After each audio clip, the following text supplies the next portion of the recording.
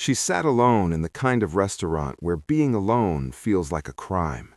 The glass of water before her had long since stopped sweating. Her blind date never came. No text, no explanation, just silence dressed up as possibility. At the next table, a man waited too. Worn leather jacket draped over his chair like armor he'd forgotten how to wear. His phone lay face down, screen dark, as if he'd grown used to it never lighting up with good news.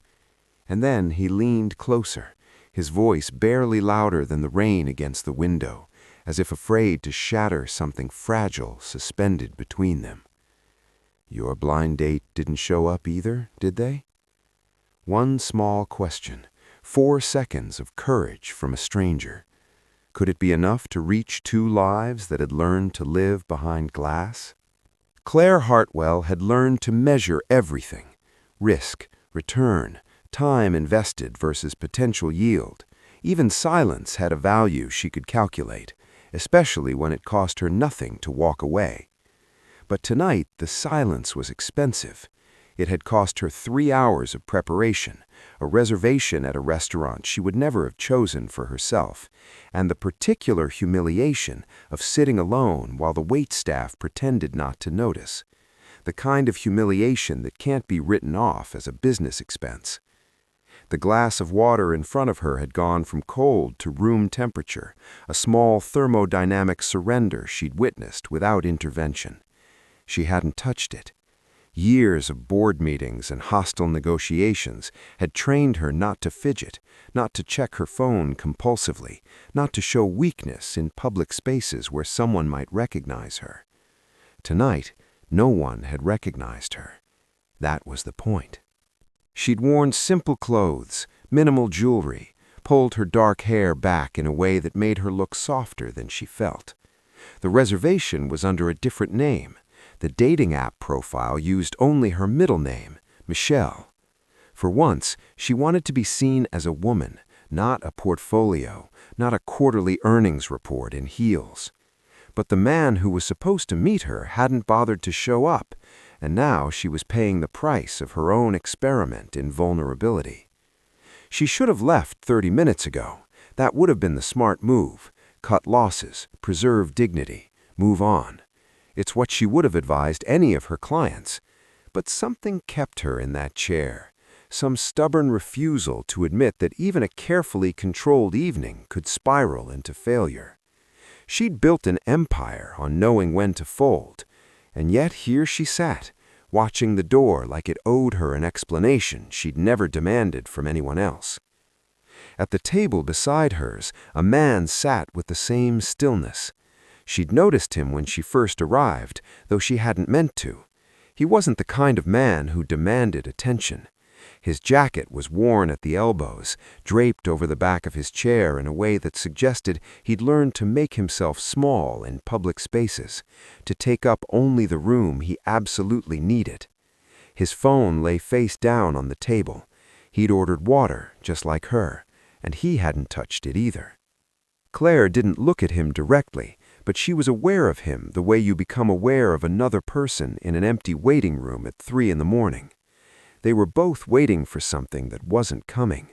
The difference was that he seemed resigned to it, familiar with disappointment, while she was still calculating how much longer she could justify staying before it crossed the line from patience into something pathetic.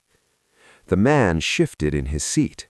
Claire kept her eyes on the door, but she could feel him turning slightly toward her, the way you feel a change in air pressure before a storm. When he spoke, his voice was low enough that it felt like a secret. "Your blind date didn't show up either?" Claire's first instinct was to shut it down. She'd perfected the art of the polite dismissal, the kind of response that closes a conversation before it can begin, sealed tight as a deposition. But something in his voice stopped her. He wasn't hitting on her. He wasn't trying to rescue her or insert himself into her evening like some opportunistic amendment to a failed contract. He was simply naming the thing that both of them were sitting in, the shared absurdity of being stood up in the same restaurant at the same time in the same city of 8 million people. She turned her head just slightly and met his eyes.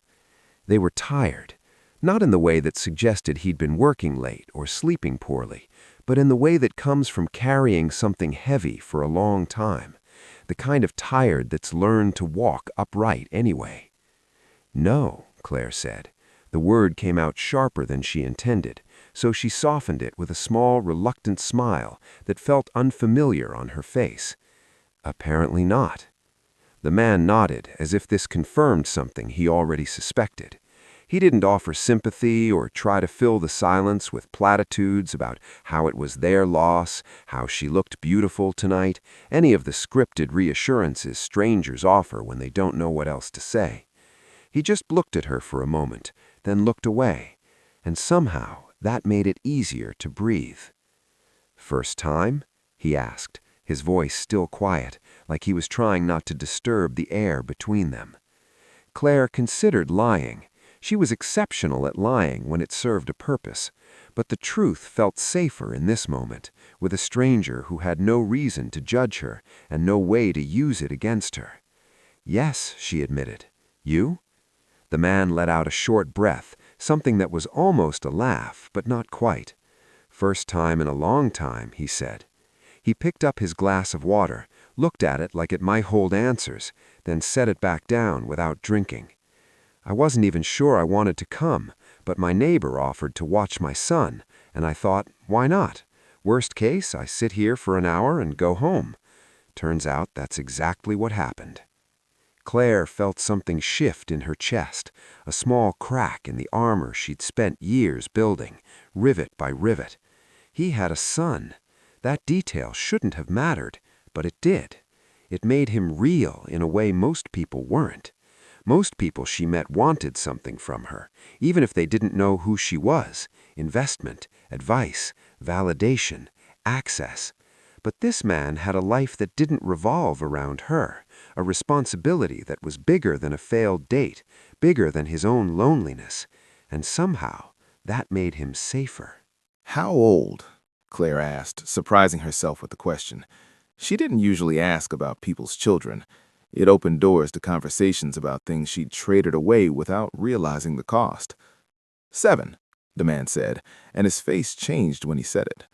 The tiredness didn't leave, but something else appeared underneath, something warm and unmistakable. "He wanted me to bring him back dessert. I told him I'd try, but I don't think they let you order takeout when you've been sitting here alone for 45 minutes. Claire found herself almost smiling. Actually smiling, not the corporate mask she wore in meetings. "They might make an exception," she said. "Pity policy." The man glanced at her, and this time there was a flicker of amusement in his eyes. "Is that what we're operating under now? Pity?" "Mutual pity," Claire corrected. "It's less pathetic that way." He laughed then, quietly, and Claire felt the tension in her shoulders ease just slightly. She wasn't good at this: small talk, casual conversation, the kind of lightness that other people seemed to carry effortlessly, like it didn't require a manual. But with him, it didn't feel like performance. It felt like two people acknowledging the same uncomfortable truth and finding it slightly less uncomfortable together. The man extended his hand across the small space between their tables. "David," he said. Claire looked at his hand. It was calloused, the kind of hand that worked with tools or spent time outdoors, building things, fixing things, creating with more than just words and numbers. She hesitated for a fraction of a second, then reached out and shook it.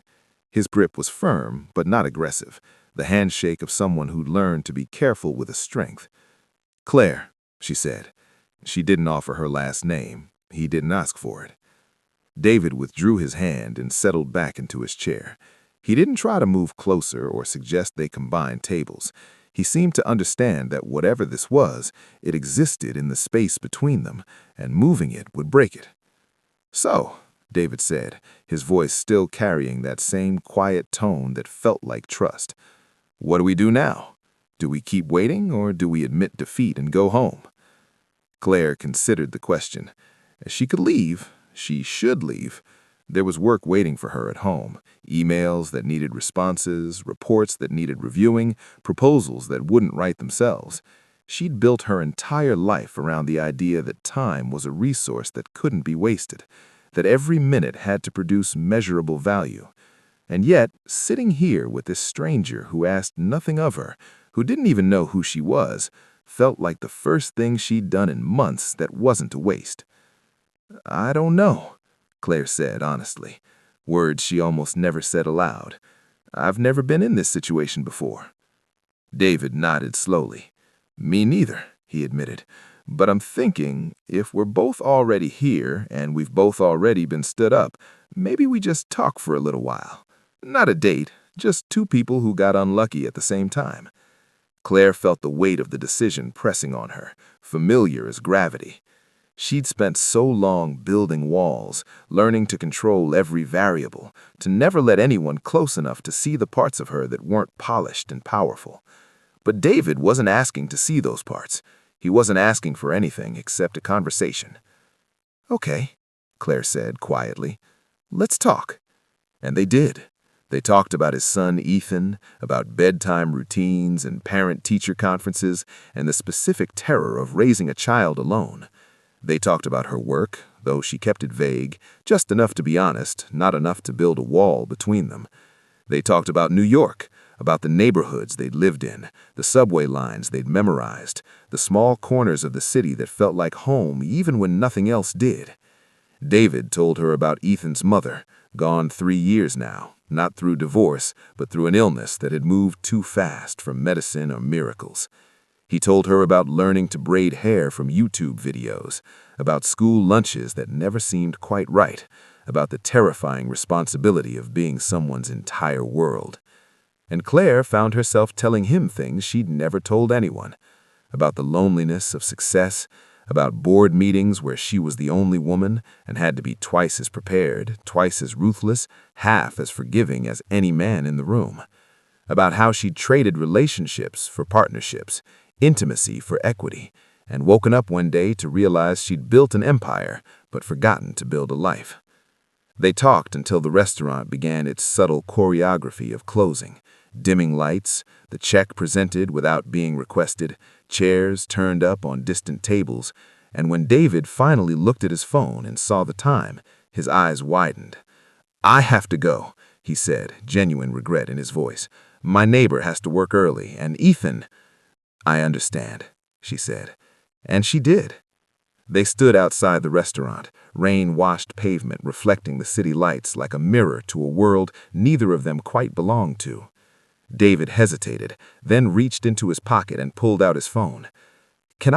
Would it be okay if I texted you?" Claire felt her heart do something it hadn't done in years. It stumbled, uncertain, hopeful. "Yes," she said, and recited her number while he typed it in with calloused fingers that moved carefully across the screen. He left first, flagging down a taxi with practiced efficiency, turning back once to wave before the car pulled into traffic. Claire stood on the sidewalk, people flowing around her like water around stone, and pulled out her phone. A message was already waiting.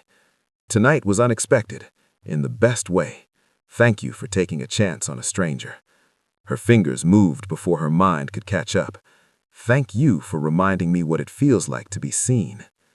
The next morning, Claire woke to sunlight and the unfamiliar sensation of anticipation. Her phone showed a message sent while she was still asleep. "Good morning. I know it's early, but I wanted to say thank you again for last night. I forgot what it felt like to talk to someone who actually listens. See you tonight?" She stared at the message, something unfamiliar blooming in her chest like spring after an endless winter. She'd been thanked for many things, for closing deals, for making smart investments, for being ruthless when it mattered. But she'd never been thanked for listening. She hadn't even known it was something worth thanking someone for. She typed back carefully. "Thank you for reminding me that I still know how. I'm looking forward to tonight." And she was. That was the surprising part. She was looking forward to something that had no agenda, no strategic value, no measurable outcome beyond the simple pleasure of someone's company. The day passed in a blur of meetings and calls, but Claire found her mind wandering in ways it usually didn't. She caught herself thinking about what she'd wear, how she'd explain to her assistant why she was leaving early, whether David would bring pictures of Ethan or if that was too soon. She felt nervous in a way that was unfamiliar, the kind of nervousness that came from caring about something that mattered, from knowing there was something real at stake beyond profit margins and market share. When 7 o'clock came, Claire walked into the same restaurant and saw David already sitting at a table, not off to the side this time, but in the center of the room. He stood when he saw her, and there was something different about him tonight. He looked less tired, more present, like he'd given himself permission to be here fully. "Hi," David said, and his smile was warm and genuine and completely unguarded.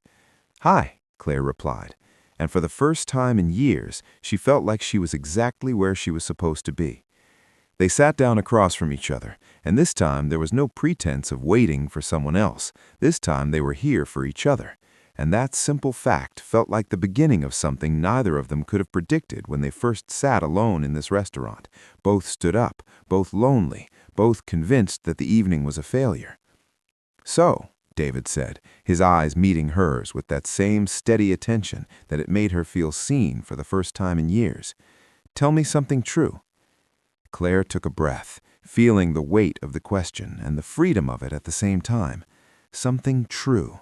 Not something impressive, not something strategic, just true. And then she started talking. She told him about the cost of ambition, about the relationships she'd walked away from because they required more than she knew how to give, about the nights she'd worked until 3 in the morning, not because she had to, but because going home to an empty apartment felt worse than staying in an office that at least pretended she mattered. About the way success had felt like winning a game she'd forgotten she didn't actually want to play. And David listened. He didn't try to fix it or minimize it or tell her it would all make sense someday.